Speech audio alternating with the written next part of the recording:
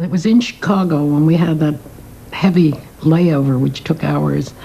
And she went into the ladies' room. And, as another woman, I just followed after. I didn't intend to shoot, but she looked so wonderful with her skirts hiked up and those little fat, chubby legs, which nobody thought of as being that way, hanging out below. Because I always thought of her as kind of slender. And what she had, which was wonderful, was a capacity to think tall, because she was small. And so you would look at her, and some days it would just break your heart because she looked a little dumpy. And then you would photograph her, and she would photograph 10 pounds lighter, which is against every rule in the book. She would be able to bring herself up and sort of stretch so you had a sense of length, which wasn't there. It was all so different from what you would expect. You would see it, and you could see the transformation before your eyes while you were filming, and that was kind of marvelous. You see, she had built a character, and she felt secure with the character. So she stayed with it. And somewhere along the line, it seems to me that as long as she believed that she was Marilyn Monroe and a movie star, and she wasn't yet, that was fine. She could cope with that. She could deal with it. She loved it. When the fantasy became the reality, it was no longer tenable for her. She found that she then was fragmented. Everybody wanted something from her, but it was always the public to whom she played.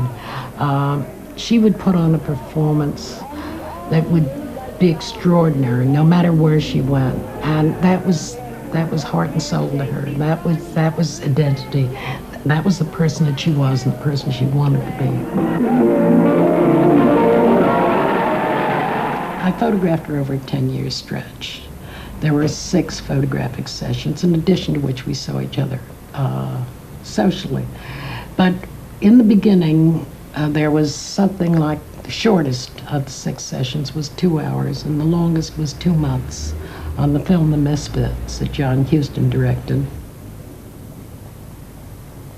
Arthur Miller had written a short story which was intended to tell a tale about 3 men who were adventurers, worked on the desert, and brought in the wild horses, which they then sold, they roped, lassoed, and took them prisoners, so to speak, and then sent them off to be killed for dog food.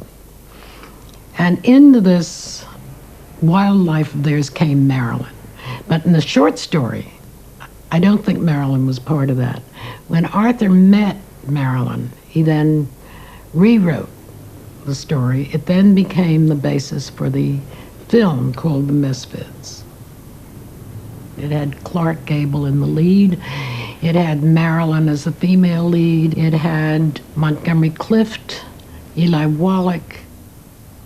But it was meant to be exquisitely made. It was meant to be a small statement, but very serious.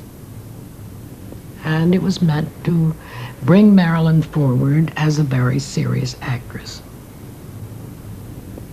And this was Miller's Valentine to Marilyn. The marriage was already over, but what he had wanted to do with it was to give her a gift, and he did, I think. She adored all of it. She loved the attention. She loved these very handsome men. What she didn't like was the fact that they were all such polished actors. When they kept changing lines, they would just read them off and be word perfect.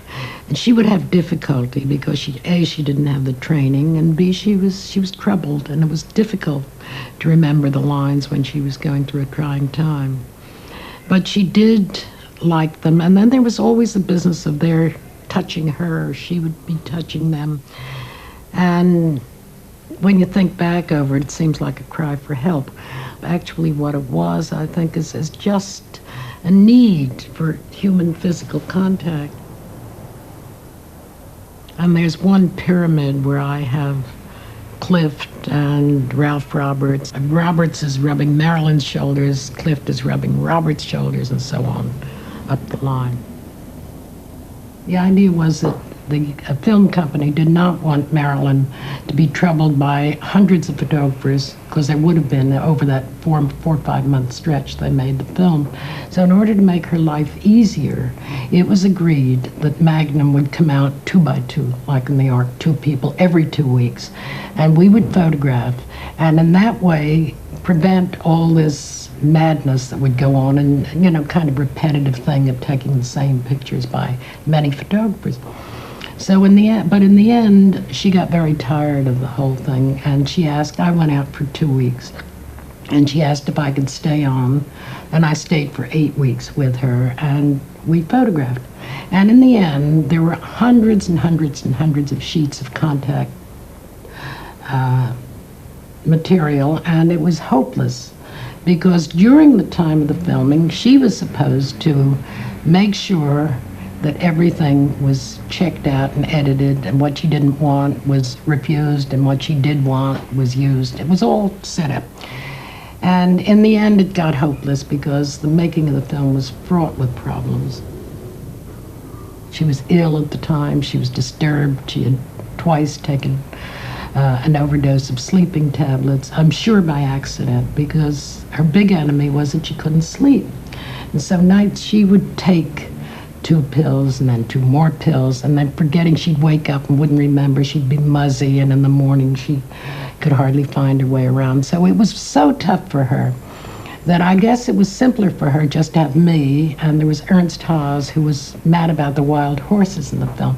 So he was with the horses, I was with the actors most of the time. When we were checking out the contact sheets and picking the pictures that would be used, we would sit daily in her flat on 57th Street. It went on for a week.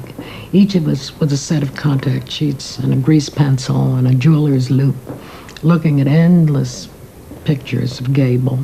He had died the week before, and she was devastated by this. And she would always give me these instructions for retouching. And one day I said to her, Marilyn, what is this about Clark? And she said, when I was in the orphanage, I was a little girl. She said, he came in my fantasies and brought coloring books and crayons, not just for me, but for all the other little girls. So can you imagine what it meant to me? Because in my fantasies, he was my father, and then suddenly there he was on screen with me. She was very touched by the whole thing, and she adored him. And there's one picture somewhere in here where you see the back of Gable and the front of Marilyn, and there's a rubber tire somewhere. And she looks very happy, and she's hugging him. And that was the moment when he told her he was going to be a father. I knew about it because he told me the day before. And she was so thrilled, because there he was, 63, expecting his first child. And as you know, she'd had some bad luck herself, so she was just delighted with that. She was really quite wonderful with me, because she promised, except for one session that I set up, on the desert late at night. There's one where she's holding her pigtails. Everything else had to be done in a studio. It's a kind of shooting I don't particularly like, and it's not something that I think I'm comfortable with, but it's what she wanted, because she could then do her sex bit. Marilyn knew her picture was going to be on the cover of the world's magazines to publicize the Misfits. So in addition to the documentary material which had already been shot, Eve set up a special studio session after the film had been completed. I asked her what she wanted to look like, and she said like the Botticelli Venus. And I laughed, and I said, you probably mean a Rubens. And she didn't know what I meant, so I let it go. They are artificial, they're lit. There's a background of what looks like a blue sky with clouds. It's actually, I ordered it specially.